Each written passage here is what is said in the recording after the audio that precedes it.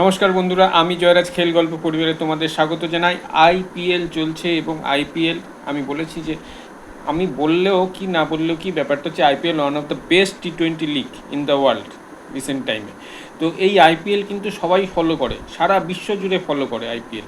এই আইপিএল যে হচ্ছে, রিসেন্টলি আমাদের ভারত টি-20 ওয়ার্ল্ড কাপ জিতেছে এবং টি-20 ওয়ার্ল্ড কাপ যে জিতেছে তার স্কোয়াডের সমস্ত প্লেয়ার বিভিন্ন ফ্র্যাঞ্চাইজির হয়ে খেলছে এবং একে অপরের বিরুদ্ধে খেলবে এবং লড়াই করবে আইপিএল ট্রফি জেতার। তার সঙ্গে যারা খেলেনি, যারা রিসেন্টলি টি-20 থেকে ক্রিকেট থেকে ইন্টারন্যাশনাল ক্রিকেট থেকে অবসর নিয়েছে বা যারা একটু এজের কারণে চান্স পাচ্ছে না, তারাও কিন্তু নিজেদেরকে প্রমাণ করে যাচ্ছে। যেমন রোহিত শর্মা, বিরাট কোহলি, KL রাহুল, MS ধোনি, মোহাম্মদ শামি, রবীন্দ্র জাদেজা, এসব যারা প্লেয়ার তারা কিন্তু এক একজন লেজেন্ড। তারা কিন্তু তাদেরকে নিজেদেরকে প্রুভ করেছে যে তারা তাদের নিজের সেক্টরে, যে সেক্টরে খেলে, অলরাউন্ডার হিসেবে কেউ খেলে, কেউ ব্যাটসম্যান হিসেবে খেলে, তারা সবসময় সেরা ছিল, সেরা আছে। যদিও সবাই এখনও খেলার মাঠে নামেনি, MS ধোনি গত ম্যাচটি খেলেনি চোটের কারণে, তাহলেও বলবো তারা যে বিগত দিনগুলোতে খেলে এসেছিল, বিগত আইপিএলে সেই সময় প্রুভ করেছে। এবছরও কিন্তু আরও ভালোভাবে প্রুভ করছে। যেমন বিরাট কোহলি ফার্স্ট ম্যাচে দেখালো কীভাবে ইনিংস বিল্ড করতে হয়, কীভাবে রান তাড়া করে জিততে হয়। সে এই রান তাড়া করার মাস্টার কিং কোহলি, এমনি এমনি বলায় না তাকে।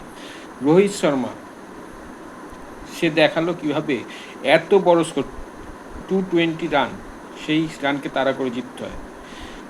এদিকে রাহানেও ক্লাস প্লেয়ার, সেও কিন্তু দাঁড়িয়ে থেকে ক্যাপ্টেনের একটা ইনিংস খেললো, জিততে পারেনি সেটা আলাদা ব্যাপার, কিন্তু সেও দেখালো নিজের দায়িত্বে টিমের পুরো রানটাকে একটা বড় স্কোরে পৌঁছানো যায়। এছাড়া রবীন্দ্র জাদেজা তো আছেই, ধোনিও নিশ্চয়ই খেলবে, তখন সেও তার যার জন্য সে পরিচিত সেই খেলা দেখাবে, মোহাম্মদ শামি। তো এই প্লেয়ারগুলো তার একটাই সবাইকে মেসেজ দিচ্ছে, সেটা হচ্ছে যে আমরা তো টি-20 ওয়ার্ল্ড কাপ থেকে ছেড়ে দিয়েছি, মানে আমরা টি-20 খেলছি না দেশের হয়ে, কিন্তু তাই বলে কিন্তু আমরা ফুরিয়ে যাইনি। এই প্লেয়ারগুলো দেখাচ্ছে যে ক্লাস থাকলে, টেম্পারমেন্ট থাকলে, যদি ফিটনেস থাকে, যদি নিজের শিল্প নৈপুণ্য থাকে, বিভিন্ন দিকে খেলার, মানে পুরো 360 দিকে খেলার যদি এবিলিটি থাকে, যদি ফুটওয়ার্ক ভালো হয়, তাহলে এজটা একটা নাম্বার। তারা ফিটনেস বজায় রেখে আরও বছরের পর বছর খেলে যাবে এবং এইভাবে নতুন যে প্রজন্ম তাদেরকে মেসেজ দিয়ে যাবে যে কিভাবে নিজেদেরকে ফিট রেখে যে কোনো ফরম্যাটে খেলে যেতে হয়।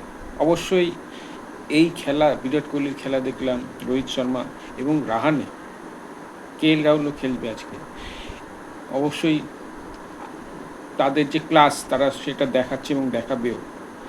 এদের খেলা দেখলে মনে হয় যে এরা কেন অবসর নিল। সত্যি কথা আমার তো নিজের মনে হয় এবং আমার সাথে সবাই, মোটামুটি সবাই একমত হবেন যে তারা কেন অবসর নিল।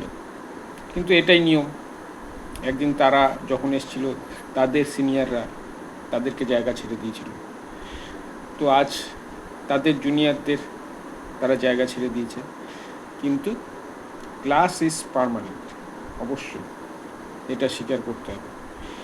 তো এই আইপিএল আমি অবশ্যই দেখব, প্রত্যেক ম্যাচ দেখতে না পারি, যদি না পারি তাহলেও হাইলাইটসটা দেখে নেব, কারণ কাজে ব্যস্ত থাকি। কিন্তু এই যে প্লেয়ারগুলোর কথা বললাম, এদের খেলা কিন্তু মিস করা চলবে না। মানে এদের খেলা তো আমরা টি-20 ইন্টারন্যাশনালে হয়তো দেখতে পারবো না, কিন্তু এই ভিডিও করার একটাই বক্তব্য আমার, যে এই লেজেন্ডদের আমরা কখনো ভুলবো না বা ভুলিনি। তারা আমাদের কাছে গ্রেটেস্ট ছিল, আছে এবং থাকবে। তো বন্ধুরা, তোমাদের কোন প্লেয়ারকে ভালো লাগে? আমি যাদের নাম বললাম তাদের মধ্যে কোন প্লেয়ারকে তোমরা পার্সোনালি খুব ভালোবাসো, অবশ্যই আমাকে কমেন্টে জানাও।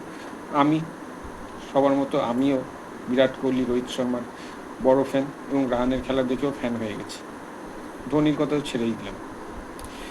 তো তোমাদের কাকে ভালো লাগে অবশ্যই আমাকে কমেন্টে জানাও। আজ এখানেই শেষ করছি, দেখা হচ্ছে পরের ভিডিও। তোমরা ভালো থেকো, সুস্থ থেকো, সঙ্গে থেকো, আর আমার এই ভিডিওটিকে অবশ্যই শেয়ার করো। যারা ফেসবুক থেকে দেখছো তারা আমার পেজটিকে ফলো করো, আর যারা ইউটিউব থেকে দেখছো তারা আমার চ্যানেলটিকে অবশ্যই সাবস্ক্রাইব করো।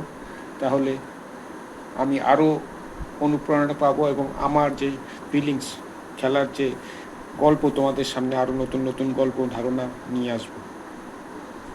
টাটা।